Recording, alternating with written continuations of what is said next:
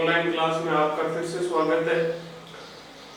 आज के इस वीडियो के अंतर्गत हमारा जो दूसरा अध्याय चल रहा था क्लास 10th एसएसटी हिस्ट्री के अंतर्गत दूसरा चैप्टर हम पढ़ रहे थे संघर्षकालीन भारत 1206 ईस्वी से 1757 ईस्वी तक, जिसके अंतर्गत अपना जो टॉपिक चल रहा था वो था सिख धर्म।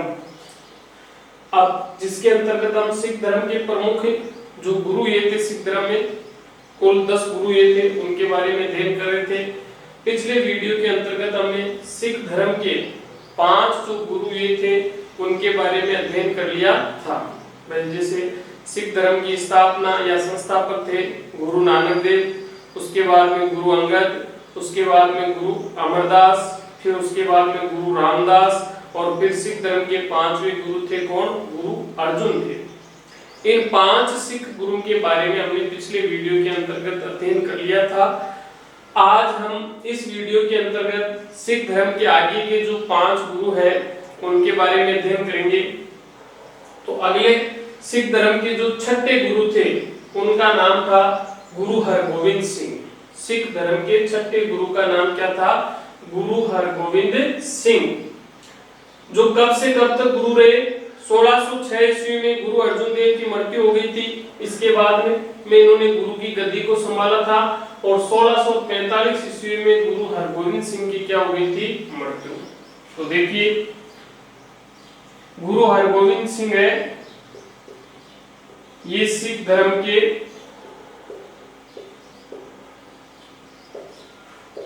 छठे गुरु थे। कौन से गुरु थे? 6ठे गुरु, यानी 6 नंबर पर। गुरु हरगोविंद है वो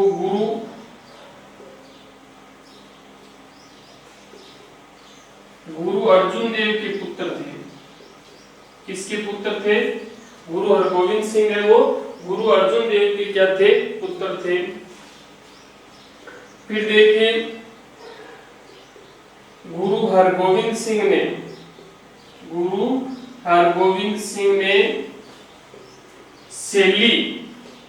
सेली का मतलब होता है ऊन की माला।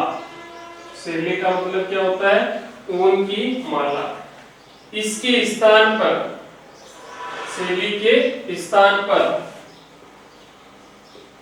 2 तलवारें धारण की थी। 2 तलवारें धारण की थी। किसने की थी? गुरु हरगोविंद सिंह ने। यानी पहले जो सिख गुरु होता था वो अपने गले के अंदर एक ऊन की माला पहनता था, जिसको क्या कहते थे? सेली कहते थे। उसके स्थान पर गुरु हरगोविंद सिंह ने 2 तलवारें धारण की। 2 तलवारें। उन 2 तलवारों के नाम क्या थे? एक का नाम तो था पीरी तलवार, और दूसरी जो तलवार थी उसका नाम क्या था? मीरी तलवार। कितनी तलवारें धारण की? 2 तलवार। एक तलवार का नाम क्या था? पीरी तलवार, और दूसरी जो तलवार थी उसका नाम क्या था? मीरी तलवार। ये जो पीरी तलवार है ये थी धार्मिक पदवी की प्रतीक, और ये जो मीरी तलवार है ये थी राजनीतिक पदवी का प्रतीक। यानी पीरी तलवार है ये धार्मिक धर्म से संबंधित थी, और मीरी जो तलवार थी वो राजनीतिक पदवी का प्रतीक थी, राजनीतिक से संबंधित थी। इस प्रकार गुरु हरगोविंद सिंह ने अपने समय में 2 तलवारें धारण की थी। इसके अलावा गुरु हरगोविंद सिंह ने अपने समय में भेंट में धन के स्थान पर अस्त्र शस्त्र लेना प्रारंभ कर दिया था। अस्त्र शस्त्र लेना प्रारंभ कर दिया था। यानी इनसे पहले भेंट में, दान में धन लिया जाता था। क्या लिया जाता था? धन। लेकिन गुरु हरगोविंद सिंह ने अपने समय में भेंट में धन के स्थान पर क्या लेना प्रारंभ कर दिया? अस्त्र शस्त्र लेना प्रारंभ कर दिया था, यानी हथियार लेने प्रारंभ कर दिए थे। और साथ ही गुरु हरगोविंद सिंह ने अपने समय में सिख धर्म में सैनिक रखना भी प्रारंभ कर दिया था। सैनिक रखना भी प्रारंभ कर दिया था, क्योंकि आपको पता होगा गुरु अर्जुन देव को मुगल सम्राट जहांगीर ने क्या दे दी थी, फांसी दे दी थी, जिससे सिख धर्म में बड़ा विरोध उत्पन्न हुआ। इस कारण गुरु हरगोविंद सिंह के समय से सिख धर्म में क्या रखना प्रारंभ कर दिया था, सैनिक रखना प्रारंभ कर दिया था। इसके अलावा गुरु हरगोविंद सिंह ने हर मंदिर के पास में एक ऊंचे तख्त का निर्माण करवाया था, जिसको अकाल तख्त कहा जाता था। क्या कहा जाता था, अकाल तख्त। और ये अकाल तख्त है, ये 1699 ईस्वी में बनकर तैयार हुआ था। तो देखिए ये यहाँ पर एक इंपॉर्टेंट क्वेश्चन है, किस सिख गुरु ने अकाल तख्त का निर्माण करवाया था? तो वो सिख गुरु कौन था, गुरु हरगोविंद सिंह, जिसने इसका निर्माण करवाया था, अकाल तख्त का निर्माण। कब करवाया था, 1699 ईस्वी में। अकाल तख्त क्या था, हर मंदिर के पास में एक ऊंचे भवन का निर्माण करवाया जाता था, इसको अकाल तख्त कहा जाता था।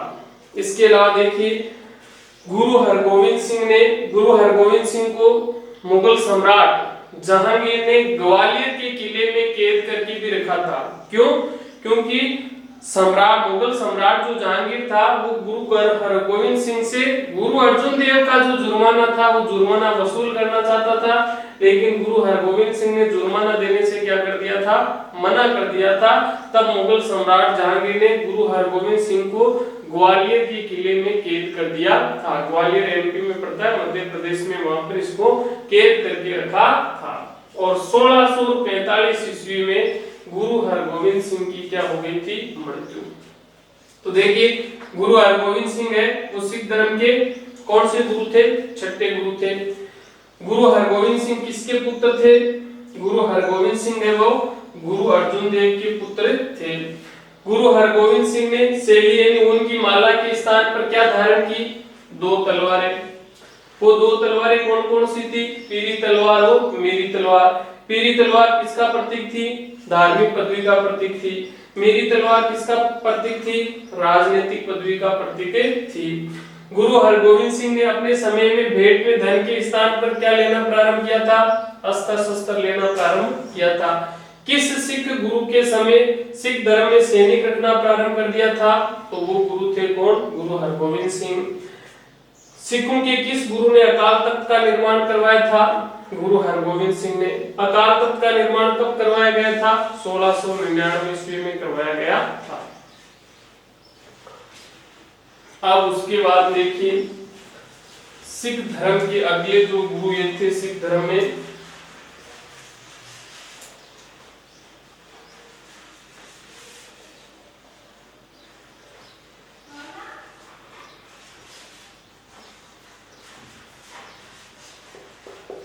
सातवें गुरु थे गुरु हरराय। 1643 से 1661। आठवें वे थे गुरु हरिकिशन या हरिकृष्ण भी कहते हैं, 1661 से 1664। सिख धर्म के 9वें गुरु थे गुरु तेग बहादुर।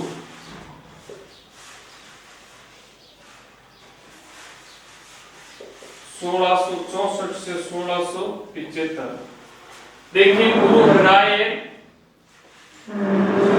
ये सिख धर्म के 7वें गुरु थे और ये गुरु हरिकृष्ण है ये सिख धर्म के 8वें गुरु थे और गुरु तेग बहादुर है ये सिख धर्म के 9वें गुरु थे। गुरु हरराय, गुरु हरिकृष्ण और गुरु तेग बहादुर इनका सिख धर्म में कोई विशेष योगदान नहीं था, इसलिए इतिहास में इनकी कोई ज्यादा जानकारी नहीं मिलती है। सिख धर्म के जो 9वें गुरु थे कौन? गुरु तेग बहादुर। गुरु तेग बहादुर को मुगल शासक था ना, मुगल सम्राट औरंगजेब, इस औरंगजेब ने गुरु तेग बहादुर द्वारा धर्म परिवर्तित नहीं करने के कारण औरंगजेब ने इसका सिर कटवा दिया था। किसका? गुरु तेग बहादुर का। किस मुगल शासक ने? औरंगजेब ने। क्यों? क्योंकि औरंगजेब के कहने पर गुरु तेग बहादुर ने अपना जो सिख धर्म था उसको छोड़कर इस्लाम धर्म कबूल नहीं किया था, इसलिए कहते हैं कि औरंगजेब ने गुरु तेग बहादुर का सिर कटवा दिया था, सिर कलम करवा दिया था। गुरु तेग बहादुर का जो स्मारक है वो कहाँ स्थित है? दिल्ली में, दिल्ली के चांदनी चौक में, दिल्ली के चांदनी चौक में। और उसका नाम क्या है? शीशगंज गुरुद्वारा। शीशगंज गुरुद्वारा के नाम से प्रसिद्ध है। तो देखिए गुरु तेग बहादुर का स्मारक कहां और किस नाम से प्रसिद्ध है? तो कहां यानी दिल्ली के चांदनी चौक में। और किस नाम से प्रसिद्ध है यानी उसका नाम क्या है स्मारक का? शीशगंज गुरुद्वारा के नाम से प्रसिद्ध है। जो सिख धर्म के 9वें गुरु थे कौन? गुरु तेग बहादुर। अब उसके बाद में आगे देखिए सिख धर्म के अंतिम और 10वें गुरु, जिनका नाम था गुरु गोविंद सिंह। गुरु गोविंद सिंह 1675 से 1708 यानी 1675 ईस्वी में गुरु गोविंद सिंह सिख धर्म के 10वें गुरु बने थे और 1708 ईस्वी में गुरु गोविंद सिंह की क्या हो गई थी? मृत्यु हो गई थी। तो देखिए गुरु गोविंद सिंह है वो सिख धर्म के 10वें व अंतिम गुरु थे। सिख धर्म के अंतिम गुरु कौन थे? गुरु गोविंद सिंह 10वें और अंतिम गुरु थे। गुरु गोविंद सिंह है वो गुरु तेग बहादुर के पुत्र थे। गुरु तेग बहादुर के क्या थे? पुत्र। गुरु गोविंद सिंह किसके पुत्र थे? गुरु गोविंद सिंह है वो गुरु तेग बहादुर के क्या थे? पुत्र थे। गुरु गोविंद सिंह ने लाहौर के सूबेदार, लाहौर अभी वर्तमान में पाकिस्तान में, लाहौर का जो सूबेदार था उस सूबेदार को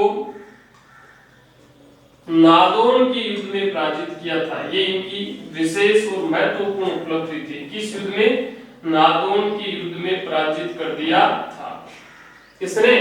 गुरु गोविंद सिंह ने लाहौर का जो सूबेदार था उस सूबेदार को नादौन नामक स्थान पर इन दोनों के मध्य हुआ था, इसलिए नादौन का युद्ध था। इस नादौन के युद्ध में गुरु गोविंद सिंह ने लाहौर के सूबेदार को क्या कर दिया था? पराजित कर दिया था। उसके बाद में देखिए गुरु गोविंद सिंह ने सिख धर्म का उत्थान करने के लिए, सिख धर्म में नव जागृति पैदा करने के लिए और सिख धर्म में व्याप्त बुराइयों को दूर करने के लिए 13 अप्रैल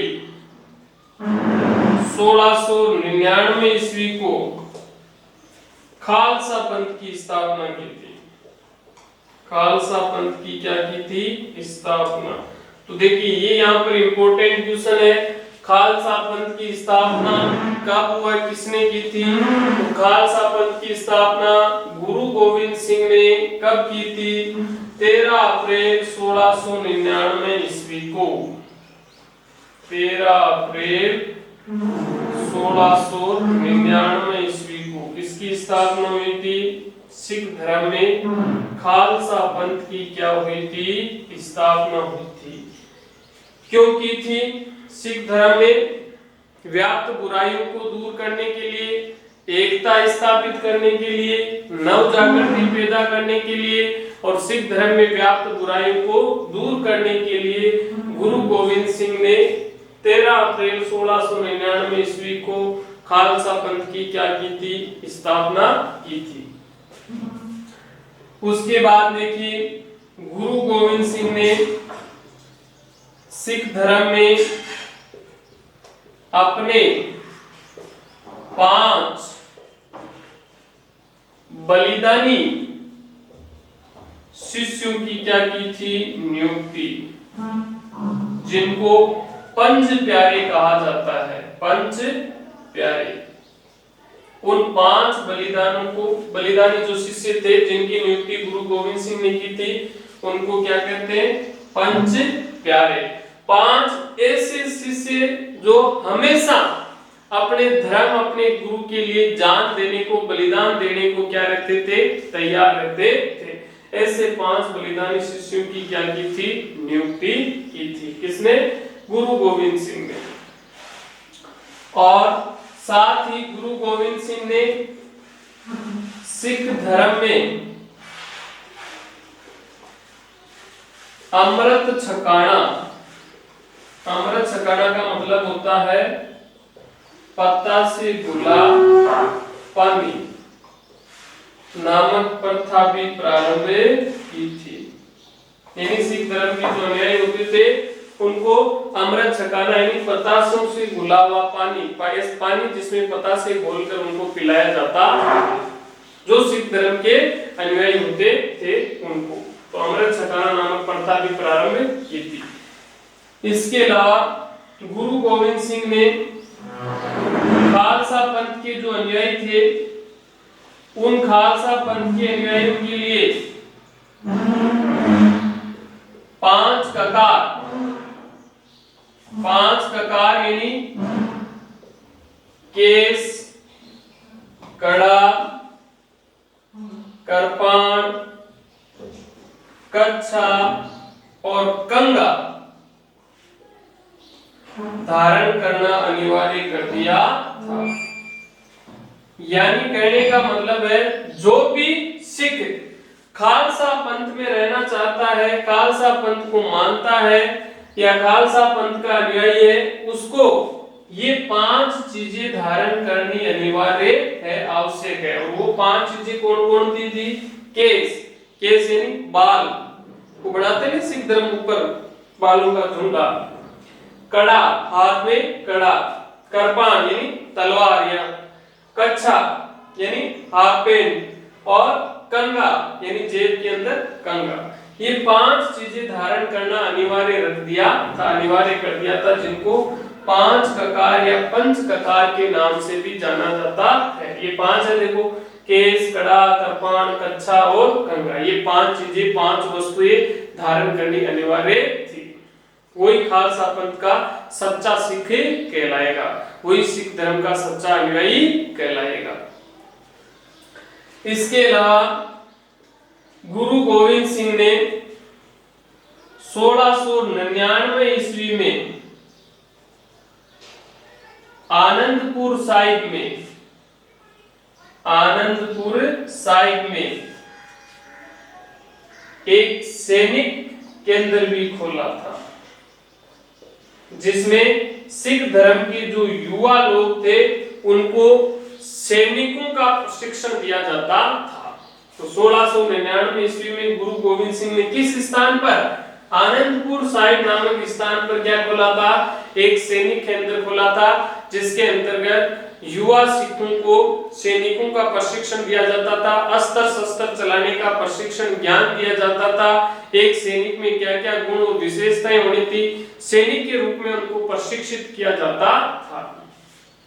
फिर देखिए 1705 ईस्वी में गुरु गोविंद सिंह को मुगलों के आक्रमण के कारण, किसके, मुगलों के आक्रमण के कारण आनंदपुर साहिब छोड़कर जाना पड़ा था।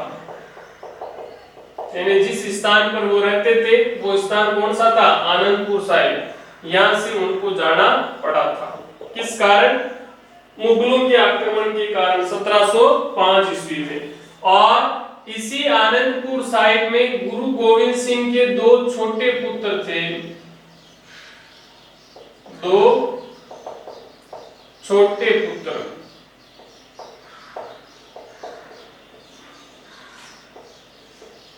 एक का नाम तो था जोरावर सिंह और दूसरे का नाम था फतेह सिंह। इन दोनों को मुगल सम्राट औरंगजेब ने सरहिंद किले की दीवार में जिंदा ही चुनवा दिया था।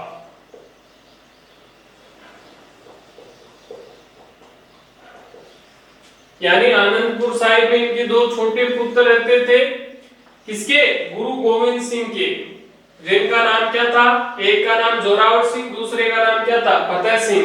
इन दोनों को मुगल सम्राट, मुगल शासक, मुगल बादशाह औरंगजेब ने सरहिंद किले की जो दीवार थी उस दीवार में खड़ा करके जिंदा ही दीवार चिनवा दी थी। यानी इस प्रकार औरंगजेब ने गुरु गोविंद सिंह के दो छोटे पुत्रों की हत्या कर दी थी, उनको मार दिया था, जिंदा ही दीवार में चुनवा दिया था। लेकिन फिर भी गुरु गोविंद सिंह अपने धर्म से विचलित नहीं हुए, फिर भी उन्होंने सिख धर्म का ज्यादा से ज्यादा विकास और विस्तार किया था। और फिर उसके बाद में गुरु गोविंद सिंह के दो बड़े पुत्र थे, दो बड़े पुत्र, एक का नाम तो था अजीत सिंह और दूसरे का नाम था झुंझार सिंह। ये दोनों भी चमकौर के युद्ध में क्या हो गए थे? शहीद हो गए थे। मुगलों और सिखों के मध्य चमकौर का युद्ध हुआ था। उस चमकौर के युद्ध में अजीत सिंह और झुंझार सिंह, जो गुरु गोविंद सिंह के दो बड़े पुत्र थे, वो दोनों ही क्या हो गए थे? शहीद हो गए थे। इस प्रकार गुरु गोविंद सिंह ने अपने चारों पुत्रों का बलिदान दे दिया था अपने धर्म की रक्षा करने के लिए, लेकिन वो कभी भी विचलित नहीं हुए। उन्होंने सिख धर्म को नहीं छोड़ा, मुगलों का साथ नहीं दिया, मुगलों का जो इस्लाम धर्म था उसको उन्होंने स्वीकार नहीं किया, अपने धर्म में बने रहे। अपने उनके चारों पुत्रों की औरंगजेब ने हत्या कर दी थी, मुगलों ने हत्या कर दी थी, लेकिन फिर भी वो अपने धर्म से विचलित नहीं हुए थे। ऐसे महान धर्म रक्षक थे कौन? गुरु गोविंद सिंह। फिर देखिए सिखों और मुगलों के बीच में खुदराना का विद्रोह हुआ था। खुदराना का क्या हुआ था? विद्रोह। इस विद्रोह में एक साथ 40 सिख शहीद हो गए थे। 40 सिख क्या हो गए थे? शहीद हो गए थे। यानी मुगलों और सिखों के मध्य खुदराना का क्या हुआ था? विद्रोह हुआ था। और इस विद्रोह में एक साथ कितने सिख शहीद हो गए थे? 40 सिख शहीद हो गए थे। इन 40 सिख शहीदों को तो क्या कहा जाता है? मुक्ता। और जिस स्थान पर ये शहीद हुए थे, जिस स्थान पर ये क्या हुए थे? शहीद, उस स्थान को क्या कहा जाता है? मुक्तसर। क्या कहा जाता है? मुक्तसर। यानी खुदराना के विद्रोह में कुल कितने सिख शहीद हुए थे? एक साथ 40 सिख। तो 40 जो सिख शहीद हुए थे उनको तो किस नाम से जाना जाता है? मुक्ता। और जिस स्थान पर ये सिख शहीद हुए थे उसको, उस स्थान को क्या कहा जाता है? मुक्तसर के नाम से जाना जाता है। फिर उसके बाद में देखिए गुरु गोविंद सिंह है वो अपने अंतिम समय में तलवंडी नामक स्थान पर चले गए थे। और तलवंडी में जाने के बाद उन्होंने लगभग 1 वर्ष तक साहित्य लेखन का कार्य किया, यानी साहित्य लिखने का काम किया। उसके बाद मुगल बादशाह औरंगजेब ने गुरु गोविंद सिंह को मिलने का निमंत्रण पत्र भेजा कि आप मेरे से मिलो, मेरे से मुलाकात करो। औरंगजेब ने गुरु गोविंद सिंह को मिलने का क्या भेजा था? निमंत्रण पत्र भेजा था। और जब उस निमंत्रण पत्र मिलने के बाद जब गुरु गोविंद सिंह मुगल सम्राट, मुगल बादशाह औरंगजेब से मिलने जा रहे थे तो रास्ते में ही उनको औरंगजेब की मृत्यु का क्या मिल गया था? समाचार मिल गया था। जैसा कि हमने पहले पढ़ा था कि 3 मार्च 1707 ईस्वी को औरंगजेब की क्या हो गई थी, मृत्यु हो गई थी। तो जब गुरु गोविंद सिंह औरंगजेब से मिलने के लिए जा रहे थे तो उनको रास्ते में ये समाचार मिला कि मुगल बादशाह, मुगल सम्राट औरंगजेब की क्या हो गई है, मृत्यु हो गई है। उसके बाद गुरु गोविंद सिंह है वो दक्षिण भारत की प्रवास पर थे, यानी दक्षिण भारत की यात्रा में थे और दक्षिण भारत में ही 1 अक्टूबर 1708 ईस्वी को महाराष्ट्र के नांदेड़ नामक स्थान पर गुरु गोविंद सिंह की क्या हो जाती है, मृत्यु हो गई थी। तो गुरु गोविंद सिंह की मृत्यु कब हुई थी, 1 अक्टूबर 1708 ईस्वी को महाराष्ट्र के नांदेड़ नामक स्थान पर, नांदेड़ में गुरु गोविंद सिंह की क्या हो गई थी, मृत्यु। इस प्रकार गुरु गोविंद सिंह का सिख धर्म में महत्वपूर्ण योगदान था, महत्वपूर्ण भूमिका थी, जिन्होंने सिख धर्म के प्रति बहुत कुछ किया था, अपने चारों पुत्रों का बलिदान दे दिया था, लेकिन फिर भी उन्होंने सिख धर्म का हमेशा विकास किया था, धर्म की रक्षा की थी। तो ये अपने सिख धर्म के कुल जो 10 गुरु थे उनके बारे में अध्ययन कर लिया है। इसके बाद गुरु गोविंद सिंह का एक शिष्य है बंदा बैरागी, जिसके बारे में हम अगले वीडियो के अंतर्गत पढ़ेंगे। धन्यवाद।